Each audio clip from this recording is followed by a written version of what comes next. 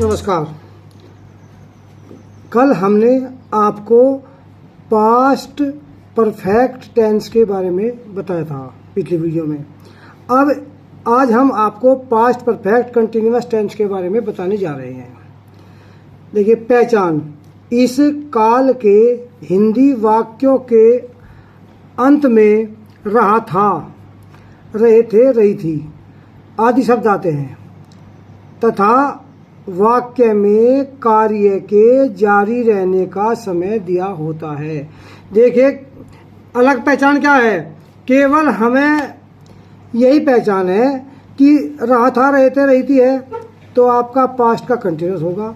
और यदि रहा था, रहे थे, रही थी आ गया और उसमें समय दे दिया तो आपका हो जाएगा पास्ट परफेक्ट कंटिन्यूअस टेंस। अब देखिए, अफर्मेटिव सेंटेंस बनाने के नियम। सबसे पहले subject plus had been plus verb की ING first form plus object plus since या फॉर दिए हुए समय के अनुसार प्लस समय यानी कि टाइम की अंग्रेजी। देखो, सबसे पहले क्या लगाते हैं? कर्ता यानी कि सब्जेक्ट। फिर हैड बीन, कर्ता चाहे एक वचन बहुवचन का इसमें कोई मैटर ही नहीं है, केवल सब्जेक्ट के बाद हैड बीन। फिर वर्ब की आईएनजी युक्त फर्स्ट फॉर्म यानी कि जो वर्ब है उसमें आईएनजी लगाओगे। चाहे जो भी टेंस हो, आपको पहले बताया जा चुका है कि चाहे जो भी टेंस होगा कंटिन्यूअस वाला, उसमें वर्ब में आईएनजी जरूर लगेगी। वर्ब की फर्स्ट फॉर्म प्लस सिंस या फोर।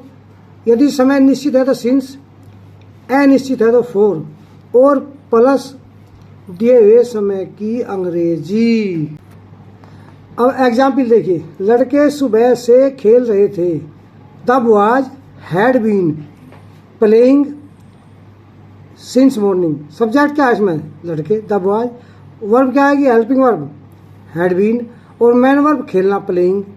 और सुबह को निश्चित होता है क्योंकि जिसे हम चेंज नहीं कर सकते, तो सिंस और मॉर्निंग। अब निगेटिव सेंटेंस क्या पहचान है इसकी? हिंदी वाक्यों के अंत में रहा था, रहे थे, रही थी तथा वाक्य के बीच में नई शब्द आता है और वाक्य में कार्य के जारी रहने का समय दिया होता है। बनाने के नियम। पहले subject plus had not been. मैंने आपको पहले ही बताया है कि यदि हमारा हेल्पिंग वर्ब एक से ज़्यादा है तो निगेटिव वाक्यों में हैड के बाद नोट फिर बीन, यानी कि पहली हेल्पिंग वर्ब के बाद नोट, और आगे यदि एक से ज़्यादा हेल्पिंग वर्ब है तो वे आगे नोट के बाद लगती है। प्लस वर्ब की ING first form plus object plus since या फोर दिए हुए समय के अनुसार प्लस टाइम। अर्थात सबसे पहले कर्ता plus had not been plus verb की ING first form plus object plus since या फोर दिए हुए समय के अनुसार प्लस दिए हुए समय की अंग्रेजी। जैसे एग्जाम्पल है आपका, मिस्टर गुप्ता हमें 5 दिन से नहीं पढ़ा रहे थे। अब सब्जेक्ट क्या है इसमें? मिस्टर गुप्ता। वाक्य है निगेटिव, तो हैड नॉट बीन पढ़ाने क्या होगी? टीचिंग। किस है? हमें ऑब्जेक्ट में अस। अब समय क्या है हमारा? अनिश्चित है, क्या पता कौन से 5 दिन है, तो 4-5 डेज।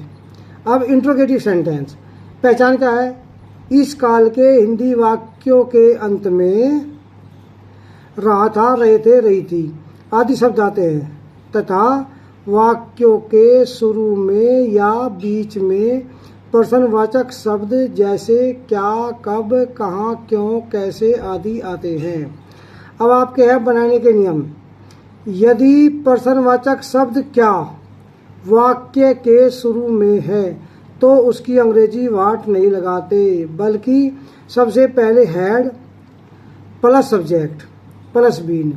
देखिए, यदि हमारा इंट्रोगेटिव सेंटेंस है और उसमें हमेशा यदि नोट आ गया होगा तो उसकी अंग्रेजी सब्जेक्ट के बाद लगाएंगे, और यदि शुरू में क्या है तो उसकी अंग्रेजी हेल्पिंग वर्ब एक प्लस सब्जेक्ट। यदि एक्स्ट्रा हेल्पिंग वर्ब होगी तो वे आगे जाएगी, प्लस बीन प्लस वर्ब की ING first form plus object plus since या फोर प्लस टाइम। अब आपका एग्जाम्पल, क्या लड़कियां सुबह से गीत गा रही थी। पहले में क्या लगाओगे? हैड, क्योंकि शुरू में क्या है? The girls. इसके बाद एक हेल्पिंग वर्ब बची हुई है, बीन। वर्ब की ING first form singing, object में सॉन्ग्स, समय निश्चित है तो सिंस और morning. Had the girls been singing songs since morning. यदि प्रश्नवाचक शब्द वाक्य के बीच में है तो सबसे पहले उसकी अंग्रेजी, फिर had plus subject plus been plus verb की ING first form plus object plus since या फोर दिए हुए समय के अनुसार प्लस दिए हुए समय की अंग्रेजी टाइम।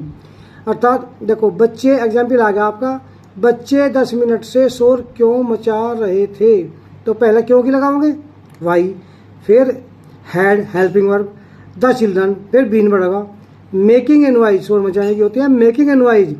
अब समय क्या है 10 मिनट निश्चित है तो फॉर 10 मिनट्स। अगला एग्जाम्पल है, इस कक्षा को जनवरी से कौन पढ़ा रहा था। अब ये कौन वाला सेंटेंस है, हु हैड बीन, इसमें सब्जेक्ट नहीं होता तो एक ही जगह हेल्पिंग वर्ब आ गई और वर्ब आएंगी टीचिंग दिस क्लास। अब समय कौन सा है हमारा, निश्चित है जनवरी, तो उसे हम फरवरी नहीं कह सकते, तो सिंस जनवरी।